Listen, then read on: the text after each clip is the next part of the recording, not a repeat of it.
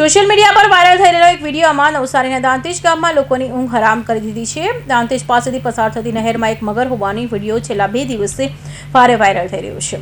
તેને પગલે સ્થાનિકોમાં ફફડાટ વ્યાપી ગયો છે. ઘટનાની ગંભીરતાની જોતા વન વિભાગની ટીમ તાત્કાલિક એક્શનમાં આવી છે અને ઘટના સ્થળે પહોંચીને તપાસનો ઘમઘમાટ શરૂ કર્યો છે.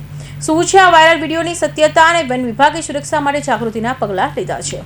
સોશિયલ મીડિયા પર વાયરલ થયેલા મગરના વિડીયાને વન વિભાગ દોડતું કરી દીધું છે. વાયરલ વિડીયોની સત્યતા ચકાસવા માટે એસસીએફ કેયુર પટેલ અને આરએફઓ અમિત પી પટેલ સહિતના વન વિભાગનો મોટો કાફલો તાબડતોબ દાંતેજ ગામ પાસે નહેરે પહોંચ્યો હતો. વન વિભાગની ટીમે નહેરની આસપાસ વિસ્તારોમાં ઝીણવટભરી તપાસ હાથ ધરી છે. જોકે પ્રાથમિક તપાસમાં હજુ સુધી મગર હોવાનો કોઈ ચોક્કસ પુરાવો કે ચિહ્નો મળ્યા નથી, પરંતુ વન વિભાગે કોઈપણ પ્રકારનું જોખમ લેવા માંગતું નથી. કાળઝાળ ગરમીથી બચવા માટે આસપાસના યુવાનો મોટી સંખ્યામાં નહેરમાં નાહવા માટે આવતા હોય છે. તારીખ 2ના રોજ એક વિડીયો વાયરલ થયો હતો. એ સોશિયલ મીડિયાના માધ્યમથી અમને પણ મળ્યો હતો.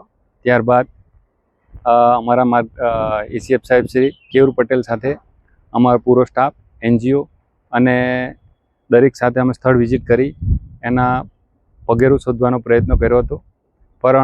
પરંતુ સ્થળ ઉપર એવા કોઈ અમને ચિહ્નો મળી આવેલ નથી. છતાં પણ આગમચેતીના ભાગરૂપે અમે જાગૃતિ અભિયાન ચલાવી રહેલા છે. સોશિયલ મીડિયાના માધ્યમોથી સ્થળ ઉપર બેનરો લગાવી રહ્યા છે. અમે અમારો સ્ટાફ વ્યક્તિગત ભીડું કરીને પણ લોકોની જાગૃતિ કરી રહેલા છે કે બાજુમાં નહેર આવેલી છે, નહેરના પાણીથી દૂર રહે અને મગરના રાખવા માટેની જે સાવચેતીઓ છે એ અમે લોકો સુધી પહોંચાડી રહેલા છે, જેથી કોઈ અનિચ્છનીય બનાવ નહીં બને.